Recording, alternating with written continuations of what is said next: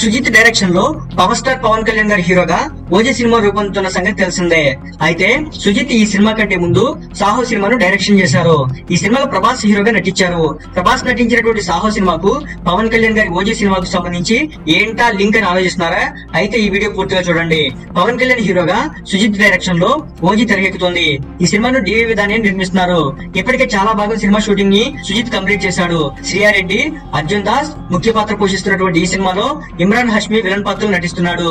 పవన్ మరో 30 రోజులు call sheets ఇస్తే ఆయనకు సంబంధించినటువంటి షూటింగ్ పూర్తవుతుందని టాక్ వినిపిస్తోంది. ఇక ఈ సినిమాకు సాహోకు సంబంధం ఏంటో ఇప్పుడు చూద్దాం. సాహో సినిమాలో వాజీ అనే ఒక సిటీ ఉంటుంది. ఆ సిటీ బ్యాక్ డ్రాప్ లోనే కథ నడుస్తుంది. ఈ సినిమాలో మాఫియా హెడ్ క్వార్టర్ గా వాజీ సిటీని చూపించారు. ఇటీవల ఓజీకి సంబంధించినటువంటి కొన్ని ఫొటోస్ విడుదలయ్యాయి. ఈ ఫోటోలలో వాజీ ఇంపోర్ట్ అండ్ ఎక్స్పోర్ట్స్ లిమిటెడ్ అనే కంపెనీ పేరు కనిపిస్తోంది.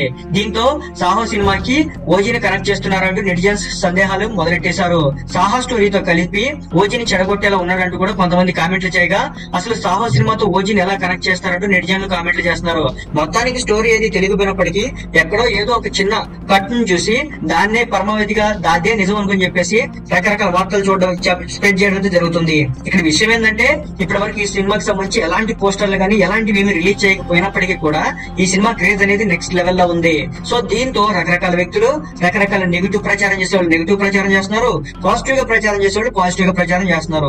ఏదేమైనప్పటికీ ఎలాంటి ప్రచారం వచ్చినా మంచిదే కాబట్టి మూవీ టీం అయితే సైలెంట్ గా ఉంది.